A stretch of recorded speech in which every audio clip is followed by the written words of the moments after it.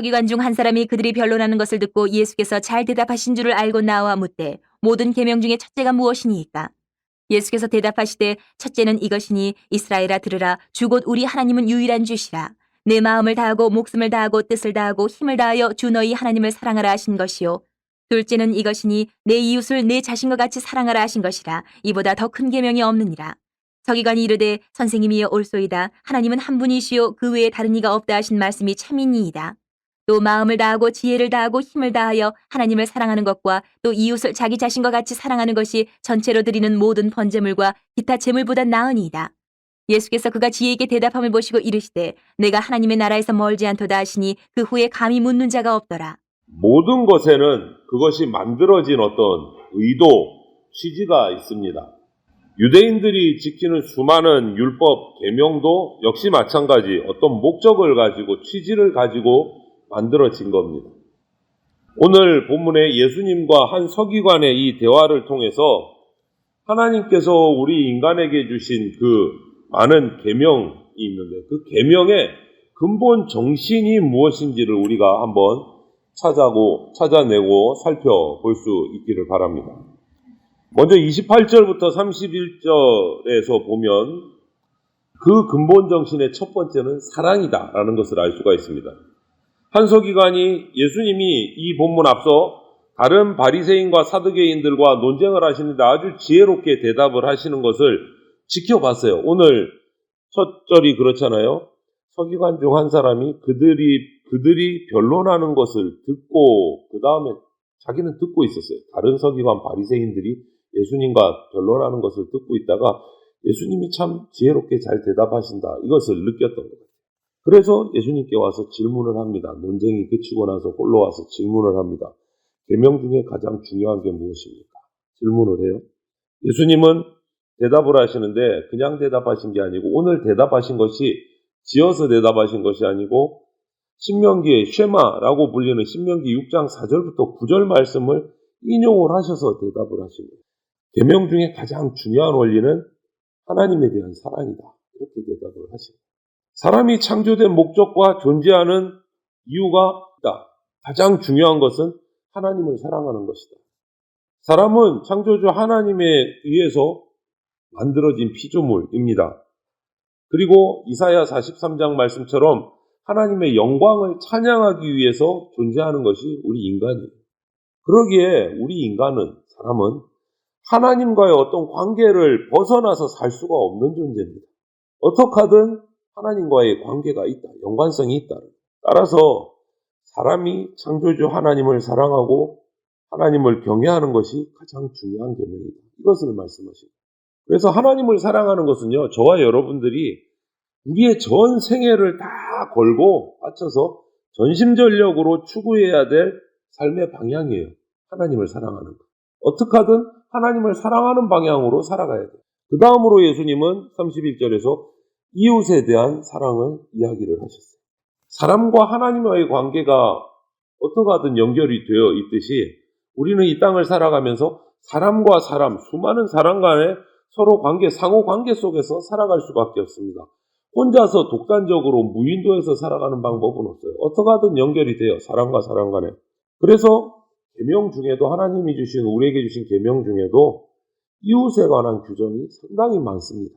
하나님과 사람과의 관한 규정도 많지만 이웃과의 관한 규정도 많아요.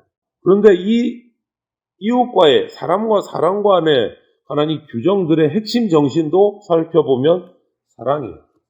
그래서 바울도 사람에게 사랑이 없으면 그 모든 계명에 대한 열정도 한낱 소리에 나는 굴이 울리는 꽹과리처럼 되고 아무것도 아니다. 사랑이 없으면. 고린도전서 13장에 사랑이 없으면 아무것도 아니다. 이렇게 얘기해요. 그래서 우리 신앙의 출발점 그리고 목적은 사랑이어야 합니다. 오늘 예수님의 이 말씀을 근거로 출발점도 사랑이어야 되고 목적도 사랑이어야 합니다. 하나님을 향한 믿음은 하나님을 향한 사랑으로 나타내야 되고 이웃과의 관계는 사랑으로 나아가야 되고 계명의 가장 중요한 원리는 그래서 오늘 예수님 우리에게 주신 말씀처럼 사랑이다.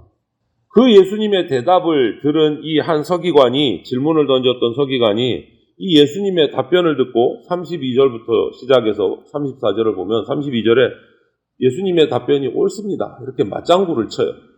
신앙의 핵심은 유일하신 하나님을 전심전력으로 사랑하는 것이고 매일 이것을 위해서 우리는 노력을 해야 되는 거예요.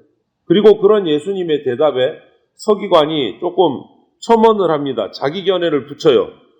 33절을 보면 그 사랑이 어떤 종교의식보다 더 중요합니다. 이렇게 얘기를 해요.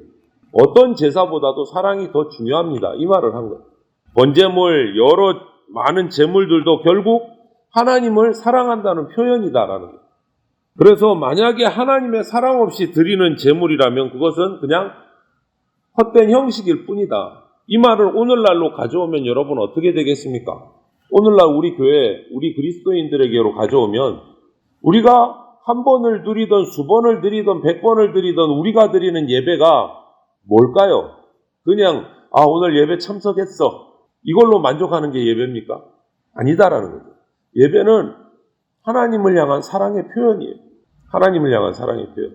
아무리 많은 예배를 드려도 그 속에 하나님을 향한 진짜 사랑이 우리 가운데 들어있지 않으면 그 예배는 아무 의미 없는 거다라고 말하는 거예요. 하나님을 향한 사랑이 그곳에 들어있어야 진짜 의미를 가지는 거예요. 그 예배가. 예수님은 이런 서기관의 대답을 듣고 아주 또 충격적인 말씀을 하세요. 34절에 서기관을 향해서 그가 하나님 나라에서 멀지 않다라고 이야기를 했습니다. 이런 얘기를 어떤 다른 서기관이나 바리새인, 사두개인들에게 하신 적이 없어요. 딱 여기 한 번 나와요. 그가 하늘나라에서 멀지 않다. 왜 그랬을까? 다른 수많은 서기관, 바리새인이 와서 예수님에게 막 질문을 던졌는데 이 서기관에게만 이런 말씀을 하신 것은 이 한 서기관, 이름 없는 서기관에게 진리에 대한 순수함이 있었기 때문에 이런 말씀을 하신 거예요. 바로 앞에 바리새인 서기관들을 바라봐도 비교가 돼요. 그들은 진짜 완악함을 가지고 자기만의 어떤 고집에 빠져서 예수님을 시험에서 넘어뜨리려고 그런 마음으로 예수님께 질문을 했기 때문에 이런 예수님의 칭찬을 들을 수가 없었던 거예요. 어린아이처럼 순수한 마음으로 하나님의 진리를 사모하면 저와 여러분들에게도 하나님 나라는 가까이 있습니다. 복음의 진리가요, 완악하고 고집스러운 밭에 떨어지면 길가나 가시덤불이나 이런 데 떨어지면 돌밭이나 이런 데 떨어지면 역사가 없어요. 복음의 열매가 나타날 수가 없다라는 거예요.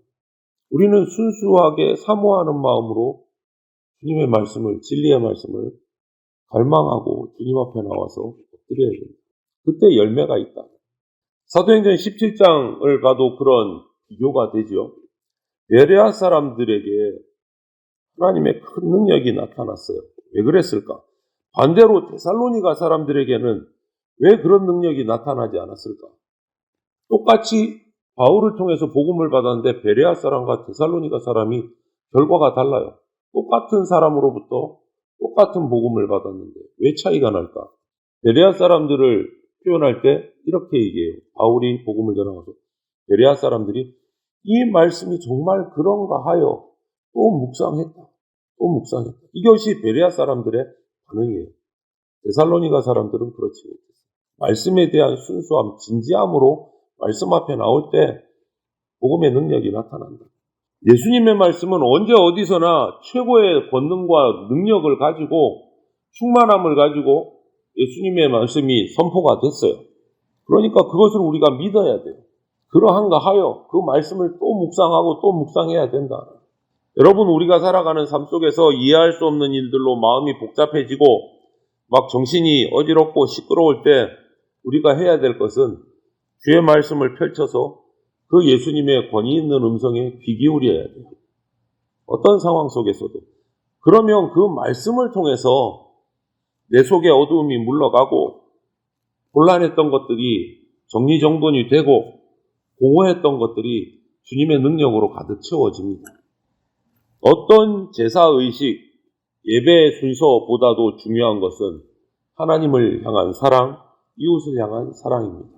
오늘 본문 말씀의 핵심이에요. 계명이란 결국 하나님을 향한 사랑을 실천하기 위해서 우리에게 주신 거예요. 그 계명의 어떤 조항 그 자체가 중요한 것이 아니라 그것을 통해서 내가 하나님을 얼마나 온전하게 사랑하게 됐는가, 이것이 핵심이에요. 신명기 6장 5장 쉐마의 말씀은 이거예요. 마음과 목숨과 뜻을 다하는 전심으로 하나님을 사랑하라. 이것이 신명기 6장 5절의 말씀입니다. 그런데 이 말씀을 받은 유대인들, 택함받은 자들이 자기들이 경건하다고 자부하는 이들은 매일 아침 저녁으로 이 말씀을 암송했어요. 근데 그냥 암송하는 걸로 급급했어요. 중얼중얼중얼하는 주문처럼 마음과 삶과 전 인격을 다 들여서 하나님 앞에서 이걸 실천하고 온전히 순종하는 데는 실패했어요. 반면에 하나님은 언약 백성 이스라엘을 구름기둥 불기둥으로 항상 지키셨습니다. 졸지도 주무시지도 않고 지키셨습니다. 눈동자같이 보호하셨습니다. 그렇게 우리에게도 요구하시는 거예요. 전심으로 사랑하라. 전심으로 사랑하라. 여러분 어떻습니까? 나는 내 전부를 들여서 주님을 사랑하고 있는가? 그냥 입술로만 고백하고 입술로만 예배드리는 걸로 만족하지 않는가?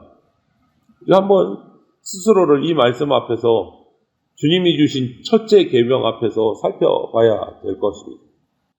그냥 계명을 준수하고 있다고 만족하는 것. 오늘 주일이라서 예배 참석했어. 오늘도 늦잠 자지 않고 새벽 예배 참석했어. 이것으로 그냥 만족하고 있지는 않은가 살펴야 돼. 진정으로 하나님을 사랑하고 있는가? 내 이웃을 살피고 사랑하고 있는가? 이것을 실천하고 있는가? 이것을 우리가 살피고 실천하고 순종할 때 우리가 참 그리스도인이 될 수 있습니다. 오늘 예수님이 서기관과의 한서기관과의 대화에서 주신 이 계명의 근본 정신은 하나님 사랑이고 이웃 사랑이다 하는 것을 우리가 기억하면서 형식적인 신앙생활 아니고 형식적인 말씀이 되지 않고 말씀을 사랑으로 우리가 지켜내는 그러한 삶을 살아갈 수 있기를 주님의 이름으로 축원을 드립니다. 아멘.